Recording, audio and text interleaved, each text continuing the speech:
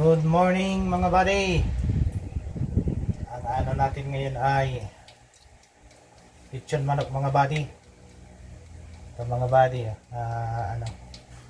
iano ko to sa oven mga buddy, pero titimplahan muna natin ng mga buddy, pampalasa.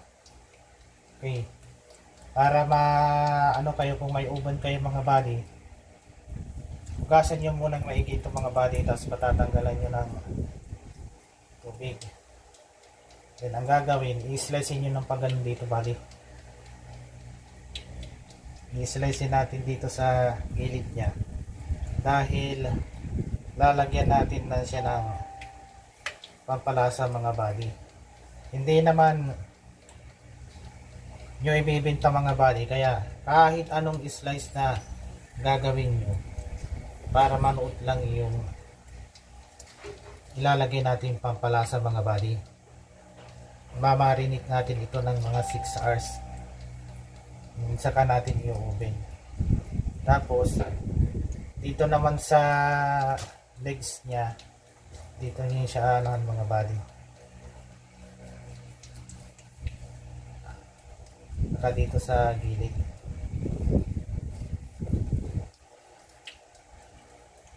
Kabilaan yan mga buddy. Ang ano natin.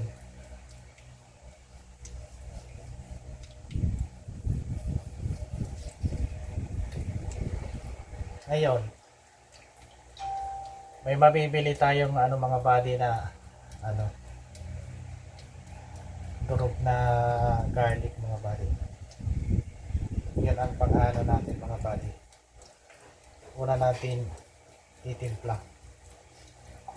Mamassage natin dito sa hiniwa nyo mga buddy.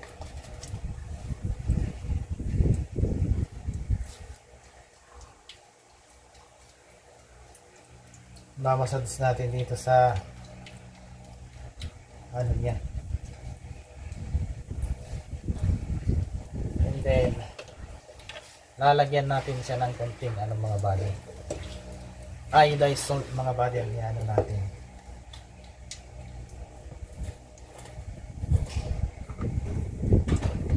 Titira natin.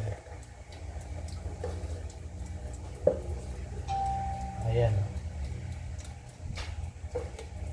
Kunti lang mga buddy, kasi pasapang ilalim lang ito. Pang sa gilid-gilid lang. Ayan mga buddy, oh. Iano lang natin dito. Matatanggal ito mga buddy pagka na-ilitsyon ko siya. Pero manunuot na rin siya. Mamassage lang natin sa buong niyang katawan mga buddy. Ibabalik pa rin natin.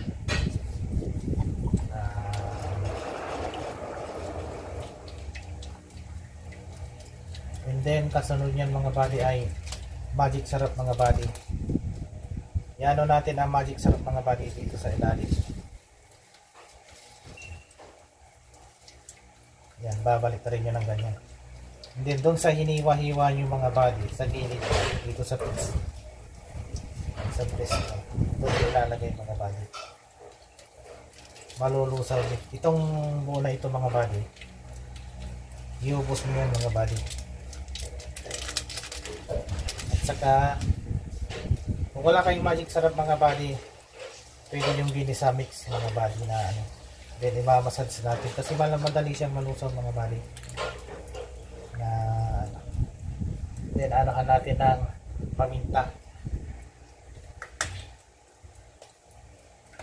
Ang ating paminta.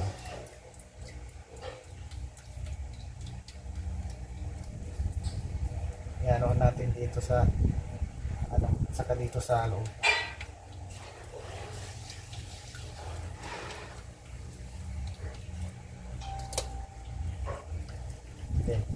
Imamassage natin mga buddy.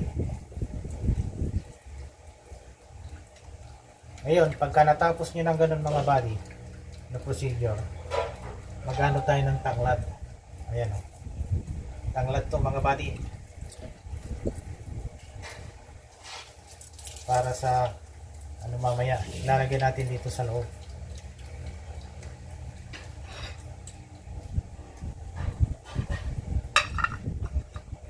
Nag-prepare din ako mga buddy ng sibuyas. Yung kalamansi natin mga buddy, buo, pero hinati natin. Hatiin yung mga buddy. Hatiin din. Isisiksik dyan sa loob mga buddy. Na may sibuyas, bawang tayo dito sa loob mga buddy.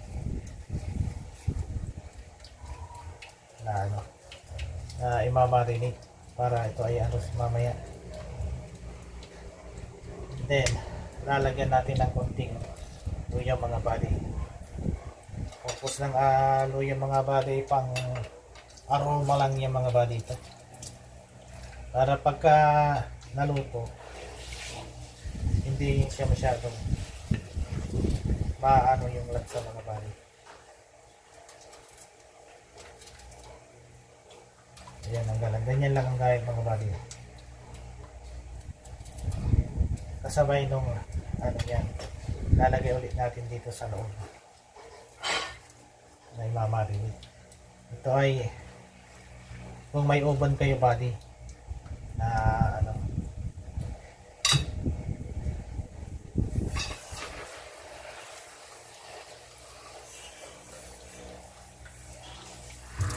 and then ilalagay natin dito mga buddy.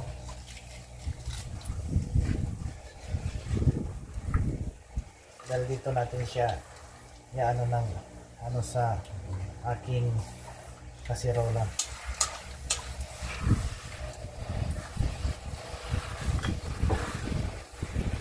Lalagyan din natin siya ng patis mga buddy. Itong patis mga buddy, pag naluluto na siya na ito ay pag naibabad, nalunod siya sa ilalim ng para hindi siya matabang mga buddy. Kahit basta may patis kayo na ganito, kahit wala nang sausawan mga buddy, i-massage nyo mga buddy doon sa in-slice nyo kanina ng una. In-slice nyo kanina na una, doon nyo siya ilalagay mga buddy.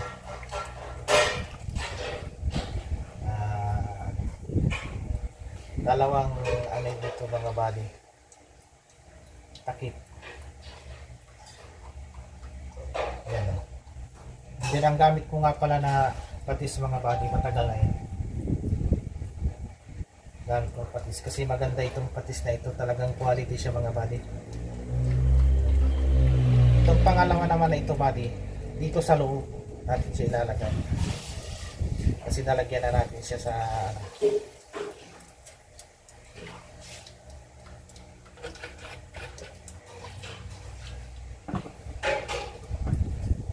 ngayon. Anohan lang natin siya ng mga 10 to 15 minutes na ganyan lang mga buddy.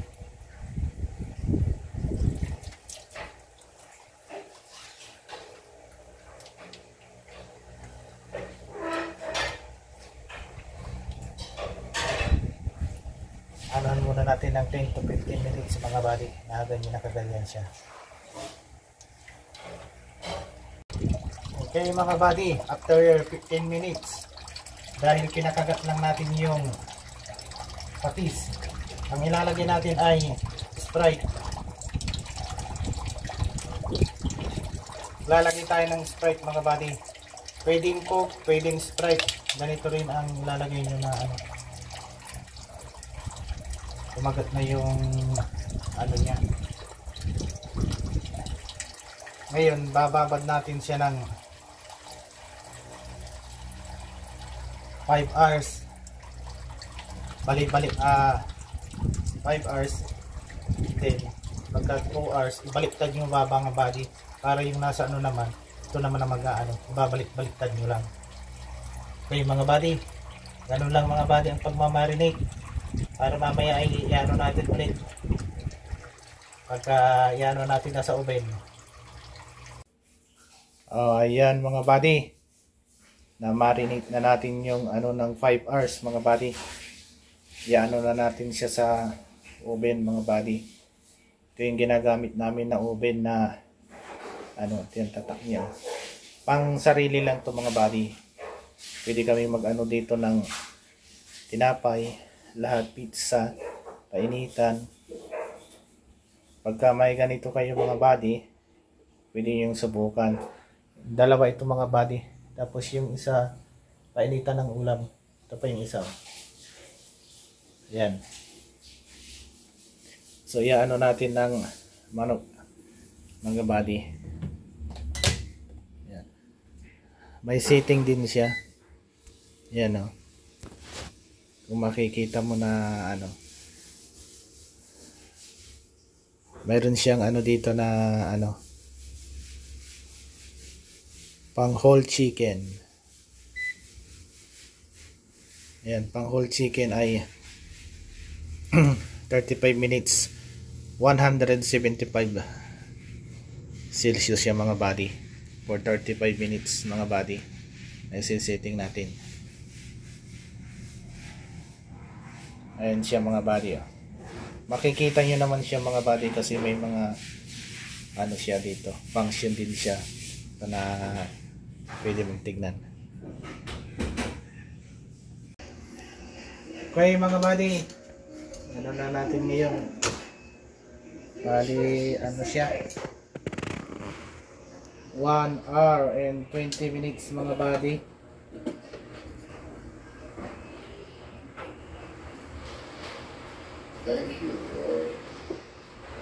Ayan, 1 hour and 20 minutes. Ang luto niya mga buddy. Bali yan, bali ay mga binabalik-baliktad ko lang siya buddy, ano. And then, kung may oven kayo na ganito na ano, yan o, bali-balik ta rin nyo lang. Tapos kung wala naman, maliit lang naman ang oven nyo mga buddy, i-steam nyo muna siya kasi hindi niya yan maluluto kaagad, baka masunog. Pero pagka ganito naman ang oven nyo na medyo heavy duty, okay lang yun mga buddy. So yan mga buddy, sana nakatulong. Thank you for watching mga buddy. Yung mga hindi pa nag-subscribe, paki-subscribe na lang mga buddy para updated tayo sa ano natin lagi pag nag-upload mga buddy. Okay mga buddy, good morning.